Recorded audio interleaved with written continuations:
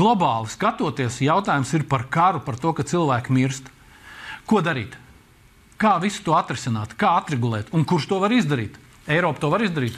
Eiropa to nevar izdarīt. Tāpēc, kad viņi ir šobrīd gļēva, viņi ir liberāla, viņi vienkārši šobrīd reaģē uz kaut kādiem Amerikas izteikumiem un domā, ko darīt un kā darīt, ko mēs tagad varēsim glābt. Viņi neko nevarēs saglābt, varēs iedot kaut kādu naudu un atkal tas viss tur tā diezgan švaki būs.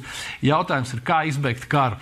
Un šeit ir, manā skatījumā, diezgan būtiski nevis metodas, bet rezultāts. Un ja mēs turpināsim tādā garā runāt virsū Trumpam, mēs nerunāsim ar viņu par lietu, mēs turpināsim īstenot šīs liberālās idejas, Amerika neskatīsies uz mūsu pusi, viņi pat nerunās. Trumps šobrīd ir atdzīvinājis pasauli, tā, kas bijusi aizmigusi, Eiropa, tā, kas ir bijusi aizmigusi, tā, kas vispār nav laikam sapratusi, kur viņi iet un ko viņi dara.